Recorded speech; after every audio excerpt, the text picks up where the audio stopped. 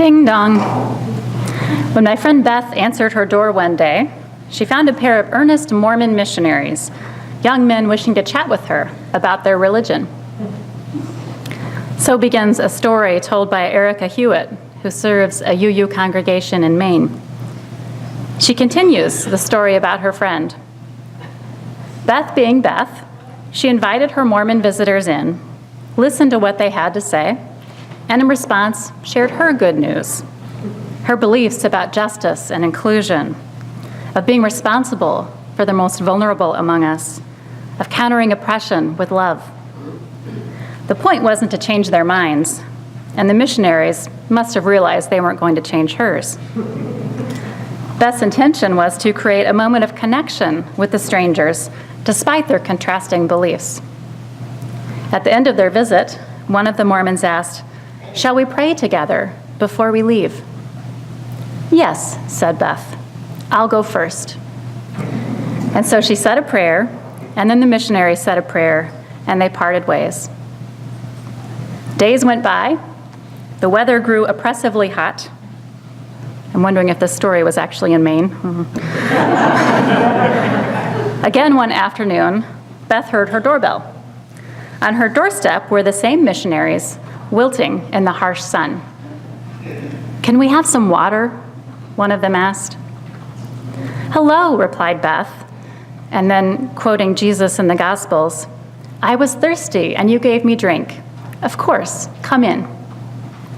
The young men drank their water, thanked her, and left.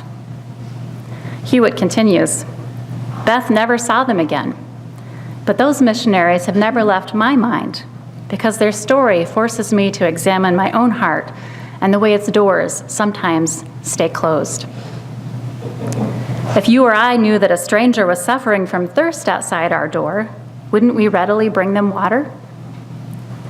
But in order to offer such sanctuary, we first have to identify ourselves as helpers, as willing to offer kindness or connection to someone perhaps very different from ourselves. Of all the doors they'd knocked on in all the neighborhoods in Beth's town, a pair of devoted Mormons sought help from Beth, not just because she had embodied the religion of kindness, but also because she risked opening her door the first time they visited.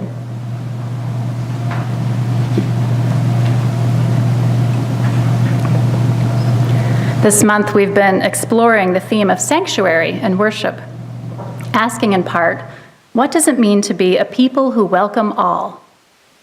That's something we are working on intentionally within this congregation. As many of you know, we parted ways in an amicable way recently with our longtime tenant, a preschool, so that there would be more room in this building for all the people who might want to be part of this community. Beautifully renovated classrooms with toys our children can play with are helping new families feel even more welcome. If you haven't looked at them, pop your head in and take a peek.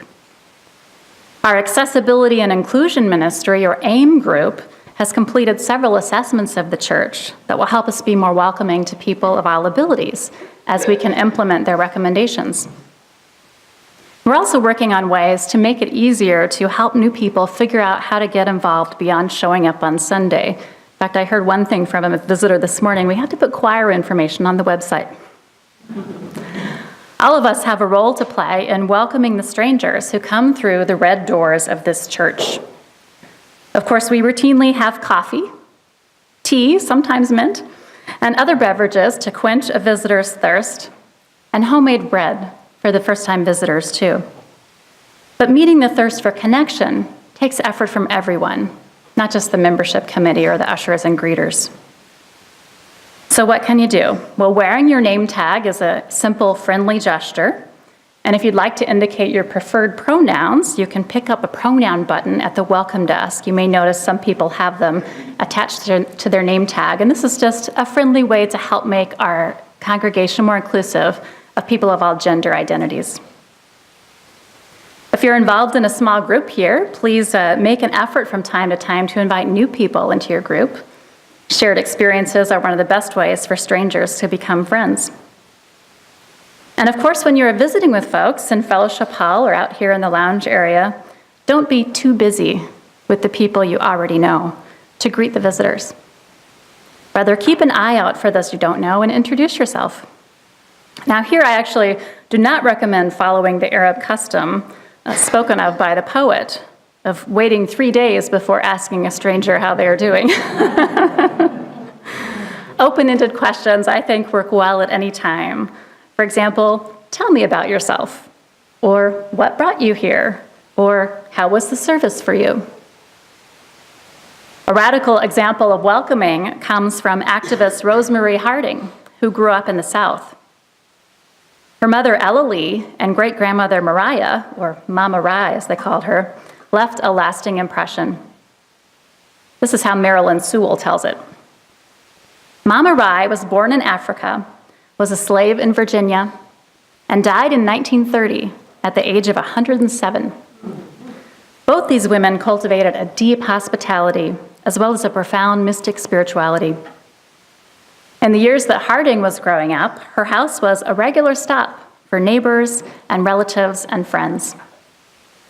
Her mother and father made the house welcoming, sometimes too welcoming, it seemed, for all kinds of people came through, not just neighbors and friends, but peddlers, professional gamblers, petty thieves, prostitutes, and people we would probably call homeless today. Her mother would set out beautiful china dishes and slices of her homemade pound cake for all of them, especially for the ones just passing through. It was as if she knew that they needed special attention. And besides, she genuinely enjoyed hearing their stories and learning from them. She knew that wisdom comes from many sources. Harding explained, "The efforts that my parents made to be neighborly and to reserve judgment against those who society viewed as outcasts served as an important example for their children and grandchildren as we grew into adulthood." Rosemary Harding's family knew how to welcome even the strangest of strangers. It was a core practice of their spirituality.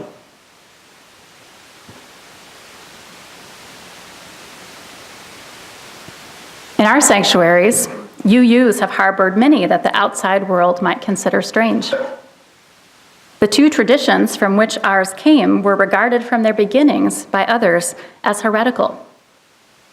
Universalism, for proclaiming that any God worthy of devotion loves and saves all people, loves universally, as we should. Unitarianism, for declaring that as what most important about Jesus of Nazareth is not what happened when he died, but rather the life of radical love that he modeled for us. From these radical Christian roots, our tradition has expanded to harbor many others. Runaway slaves on the Underground Railroad, yes. Transcendentalists inspired by Eastern teachings, yes. Humanists and pagans who would not have been openly welcome in other churches, yes.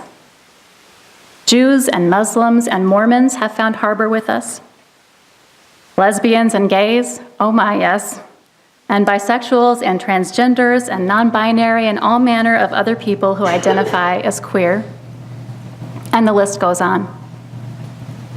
Whether in our homes or churches or cities, the people of this faith have sought to welcome the stranger that appears at our door, offering the sanctuary of justice, equality, and compassion. Scott Warren is active with one of our UU congregations in Tucson. Through its No More Deaths program, Warren and others seek to support migrants along the U.S.-Mexico border in Arizona. They offer water to those who thirst, food to those who hunger, socks and blankets to keep people warm, and emergency first aid treatment for those who have been injured during their dangerous journeys. For harboring 2 undocumented immigrants, Warren is now on trial. The White House is pursuing felony charges. The fear of the stranger that this administration has fostered so consistently leads to all kinds of cruel and counterproductive actions, including criminalizing compassion. Aaron Guzman wrote about reviving the sanctuary movement shortly after Trump was elected in late 2016. Anticipating that the hostility toward immigrants heard on the campaign trail would soon be finding expression in public policy, Guzman explored the history of sanctuary as a form of resistance. While it might seem like an ambiguous term, she writes, sanctuary as a practice of solidarity has a deep past with theologically robust roots. The Jewish Torah is filled with examples of providing hospitality for the stranger and society's most vulnerable. God repeatedly reminds the Israelites that they were once strangers in the land of Egypt, and therefore should not harm the foreigner seeking shelter or refuge in their communities.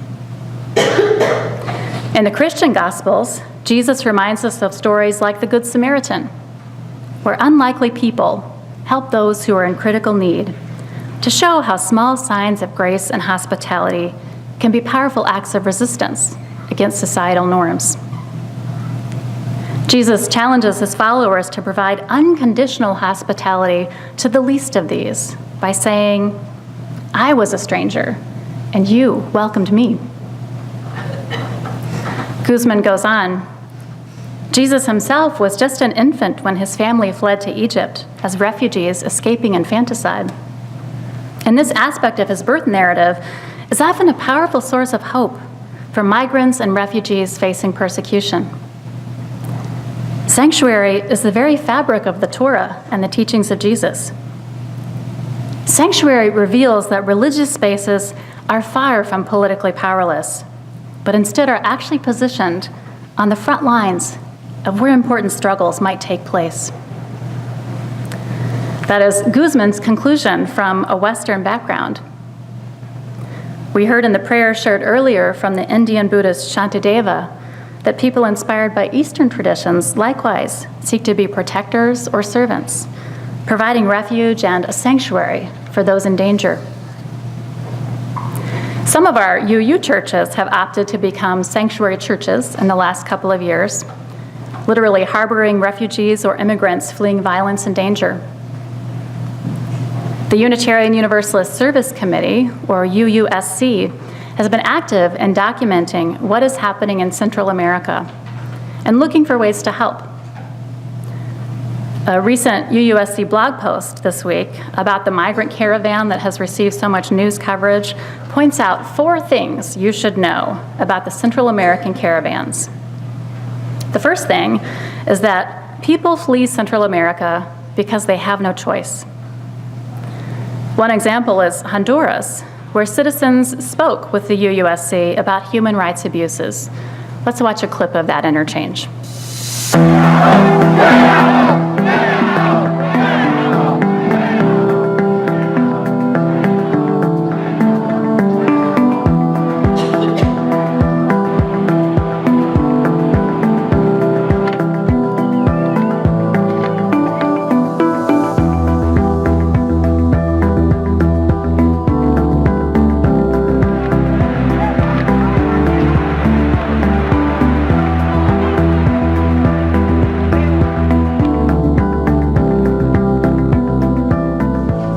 Una persona, ¿verdad?, de las cuales no está de acuerdo con el gobierno que tenemos. Fuimos detenidos el 26 de diciembre y el único delito fue protestar contra el gobierno de nuestro país. Cuando fuimos a la primera audiencia la policía nos decía que nosotros no merecíamos vivir.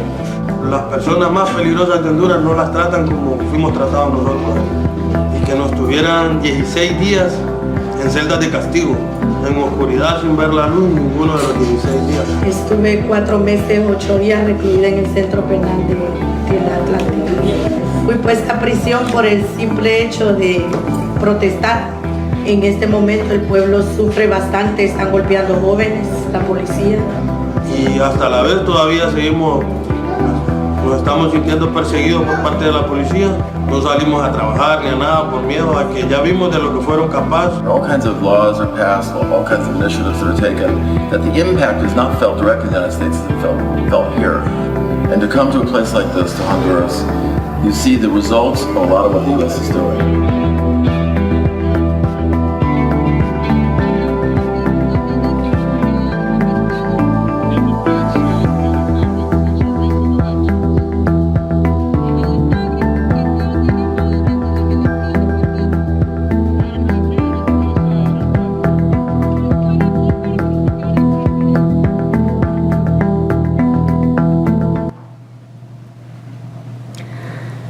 It's not hard to see why people are so desperate to leave.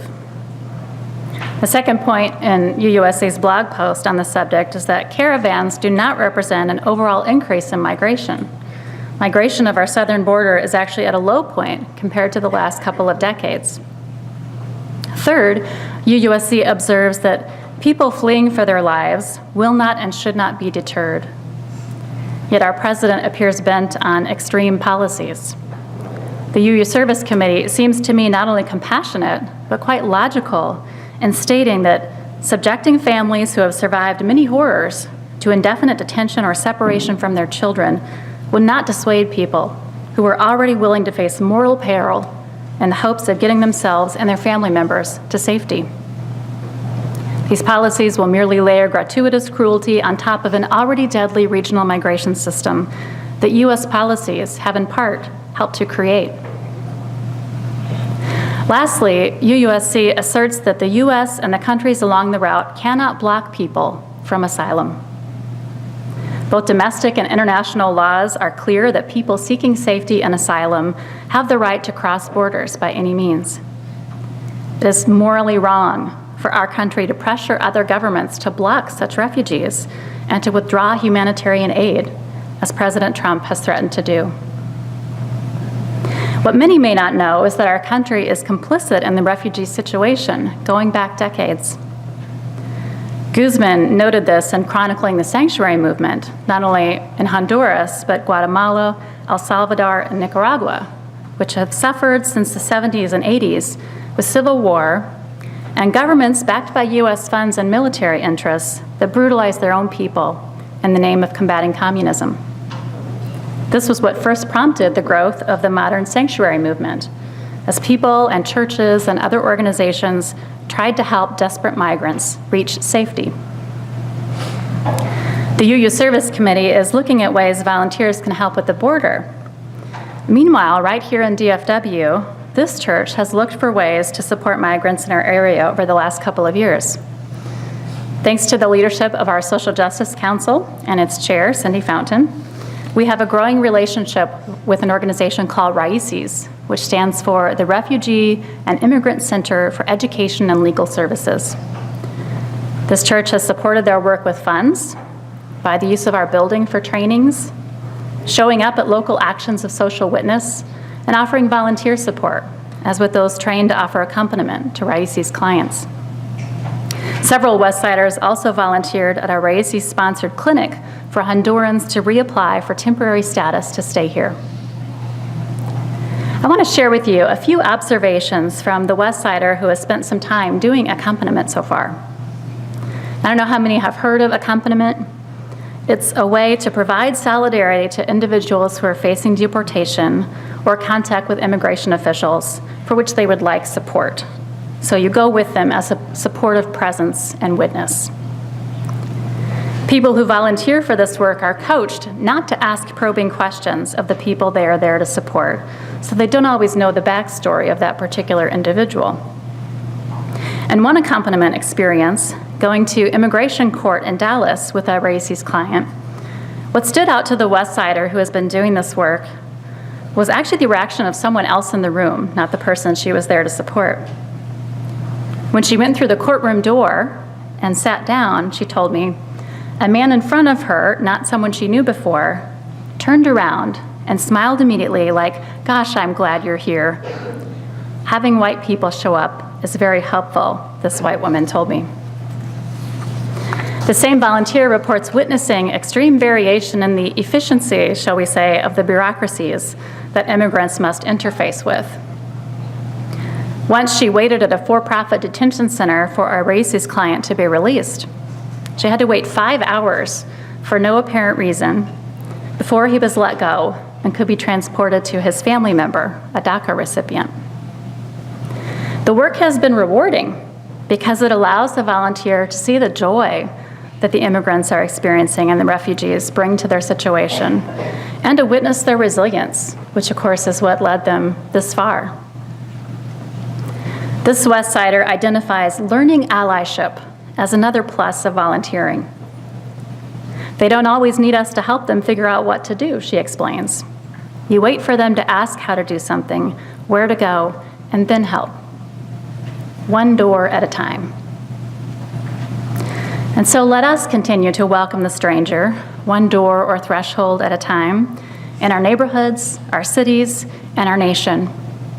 Right here at Westside, may we grow in our skills at offering not only welcome, but a harbor of justice and compassion to all who come through our red doors.